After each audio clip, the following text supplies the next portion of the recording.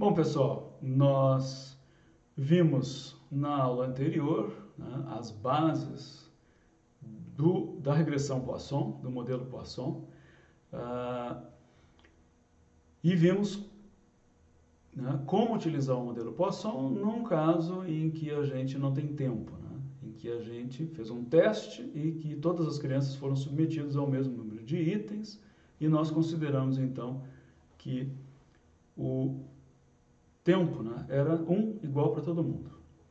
Agora nós vamos olhar um exemplo de um estudo longitudinal em que, agora sim, nós temos o tempo sendo levado em conta. Então esses dados são do meu projeto de doutorado, feito lá nos idos dos anos 90, em que nós estudamos, lá em Campinas, crianças que frequentavam creches, todas elas frequentavam creches, e o objetivo do estudo era comparar diferentes tipos de creche e ver, né, o que faria diferença em termos de as crianças terem uma maior ou menor incidência de doenças comuns do tipo diarreia, infecção respiratória, otite média aguda e tal. Então veja que em função, né, do tipo do estudo, em função da constante, né, variabilidade, mudança e crianças entrando e saindo nas creches e tal, é praticamente impossível você fazer um estudo desse tipo em que você pegue um grupo de crianças e acompanhe todas elas pelo mesmo tempo. Então, era uma corte dinâmica. A gente chegava na creche, recrutava as crianças que estavam lá, a gente tinha, né, num objetivo final, um tempo total de observação, e aí a gente ia observando essas crianças. Daqui a pouco uma criança saía, né, a rotatividade dessas creches é alta, a criança saía, a gente recrutava outra criança. E isso foi acontecendo ao longo do estudo todo, que demorou aí quase um ano, né, de coleta de dados. Então veja que esse gráfico mostra, né, o número de visitas feitas a cada uma dessas crianças. Cada visita dessa representava, né, para nós meia semana de tempo. A gente fazia 2 visitas por semana, a gente tinha uma escala e a gente avaliava essas crianças 2 vezes por semana e via se elas tinham naquele dia ou tinham tido na véspera diarreia, né, infecção respiratória, blá, blá, blá. Então veja que nós temos uma variabilidade né, grande do tempo de observação, quer dizer, desde crianças que tiveram aqui na ponta, né, 1, 2 avaliações só, veja que tem um pico aqui, né, com 12 avaliações, 6 semanas, e depois vai indo aqui, né, e depois tem né, um número relativamente grande de crianças com 71 observações, que foi o tempo de duração quase completo do estudo, quer dizer, teve uma parcela relativamente grande das crianças que foi acompanhada durante um período mais longo, né? Então veja que essas crianças que foram acompanhadas por um período mais longo tinham, né, uma série de variáveis dependentes do tempo, que nós não vamos mexer hoje, mas no curso da Estatística 4 nós vamos avaliar e ver como é que a gente leva em conta variáveis que mudam com o tempo, do tipo a idade da criança, a mais óbvia, ou a classe que a criança frequenta. As crianças entravam lá no berçário, passavam para o maternal, depois para o infantil. Conforme elas iam crescendo, elas iam mudando de sala. Essas doenças que a gente estava estudando, elas também têm muito a ver com a estação do ano. Então, conforme vai passando o tempo, é inverno, é verão e tal, quer dizer, então isso também pode ser estudado como preditor, né, que muda com o tempo. Então uma criança que foi acompanhada ao longo do estudo inteiro, veja, ela mudou de idade, ela mudou de sala, ela mudou de estação do ano. Então isso vai ter que ser levado em conta. Mas vamos olhar hoje aqui só como é que eu levo o tempo de observação em conta nesse modelo, com alguns preditores de nível individual que não mudam com o tempo. Então, de novo, a incidência é o número de episódios dividido pelo tempo da observação. Então, veja, o meu log de n sobre t vai ser escrito na forma de uma equação linear dos meus preditores. E o meu tempo, veja, vira um contrapeso, vira um offset aqui na minha equação do modelo. Então, quando eu ajusto esse modelo, né, sem preditor nenhum, o que acontece? Eu tenho aqui, olha, o ln, né, o logaritmo da variável de tempo, que nesse caso é o número de meias semanas que essa criança foi observada, e aparece aqui, né, 1 e exposição. Então, veja, isso aparece lá para lembrar, olha, eu estou usando aqui o log dessa variável, que chama isso, eu já não me lembro mais porque é TSBL, que dá o tempo de observação para cada criança. E eu tenho aqui um, né, intercepto que me dá a média de ocorrência, nesse caso, que é o número de episódios de diarreia das crianças. Então veja, Poisson é o comando que eu uso.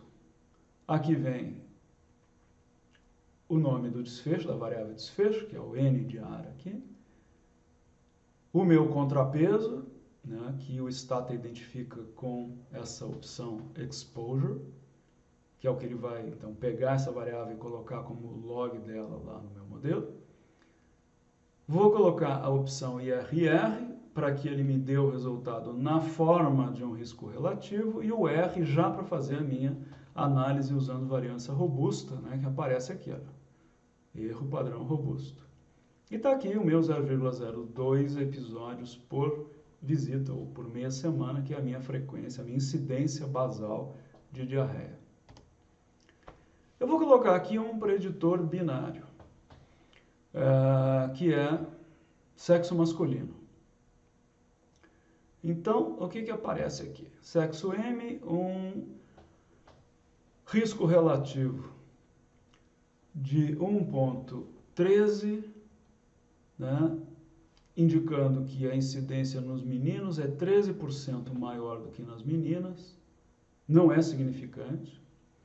E o que eu tenho? A incidência nas meninas é 0,021, que é o que aparece aqui. A incidência nos meninos é 0,021 vezes, né, o risco relativo, que vai dar 0,024. Tá? Então, veja, essa é a lógica do meu modelo, e é assim que eu interpreto os coeficientes desse meu modelo. Então, um preditorzinho binário, né, aumentou o risco dos meninos, né, em relação às meninas, mas ainda não significante. Vou colocar mais um preditor binário nesse modelo. Agora, além do sexo masculino, eu vou colocar aqui se a criança tem a vacinação em dia. E aí eu tenho um risco relativo de 0,75, ou seja, a incidência de diarreia naquelas crianças com as vacinas em dia é 25% menor do que aquelas crianças sem a vacinação em dia. E é claro, né, já tem o sexo no modelo, então eu estou controlando aí para o sexo da criança, embora a gente já tenha visto que não era uma variável que fosse, né, significante, pelo menos em nível de 5%. O meu P aqui é 0,001 E agora eu posso calcular a incidência daquelas crianças com a vacina em dia, que é 0,019, e a incidência das crianças com a vacina atrasada, 0,026. Vamos lembrar que o cálculo dessas incidências, né, para quem tem vacina em dia, para quem tem vacina atrasado, foi feito ajustando para sexo, usando aquele comando margins do Stata, de maneira que a gente está aí, né, calculando essa incidência para um valor médio, né, se é que isso pode ser, de sexo das crianças.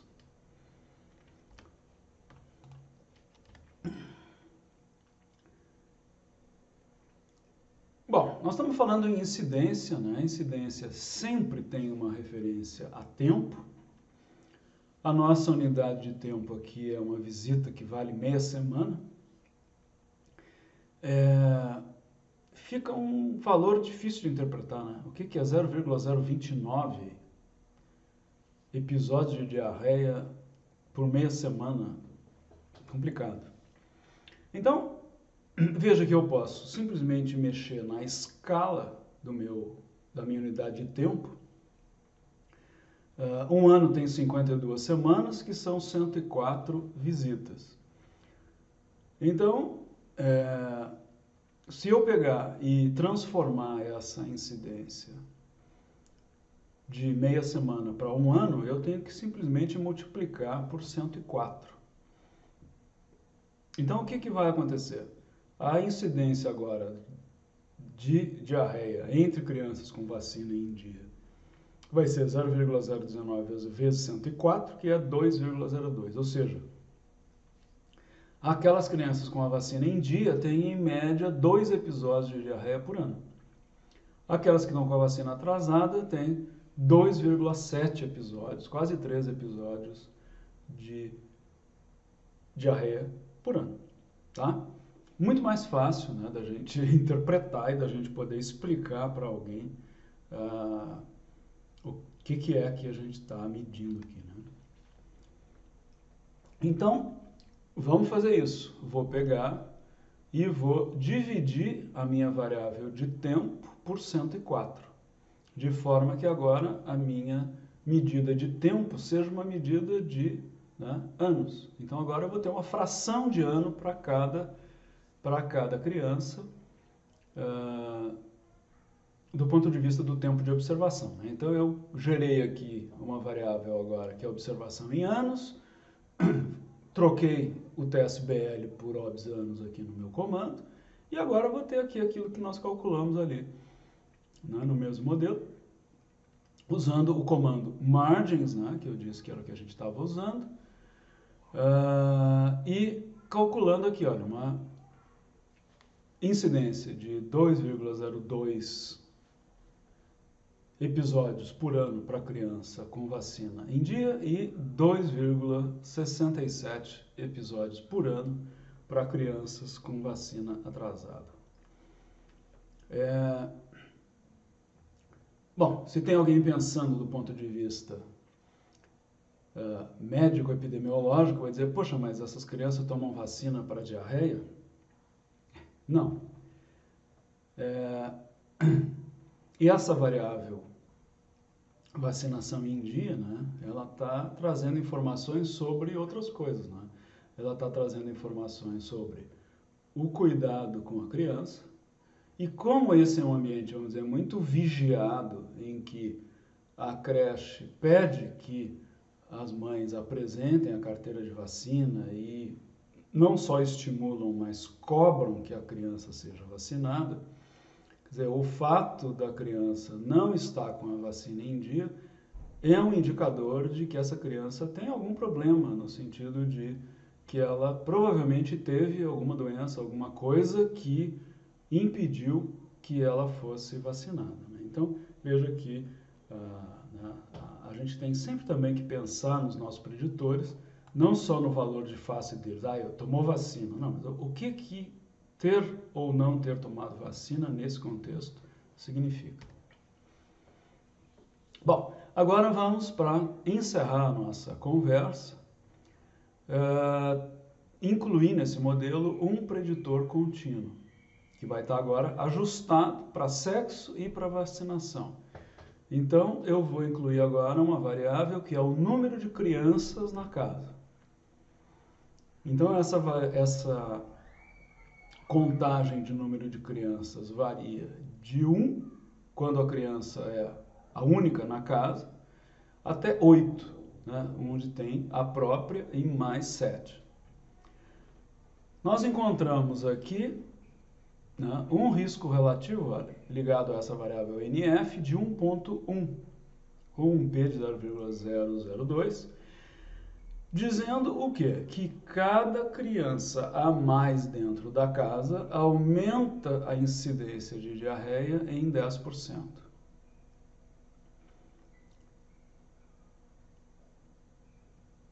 Então veja, é um aumento importante, né? Cada uma criança a mais dentro da casa, 10% a mais na incidência. Então veja que se eu calculo qual é a incidência de uma criança que mora só ela de criança na casa, eu encontro 2,08. Ou seja, de novo, né? Alguma coisa perto de 2 episódios por ano de diarreia. Se eu calculo a incidência para o caso em que o NF é 8, comparado com, né, a criança sozinha, essa incidência pula para 4,15, ou seja, eu, né, praticamente dobrei a incidência de diarreia. Uma criança que vive numa casa que são 8 crianças lá dentro, comparada com aquela criança que vive sozinha dentro da casa. Quer dizer, sozinha de criança, né? E vamos lembrar que esse resultado está ajustado para sexo e para vacina.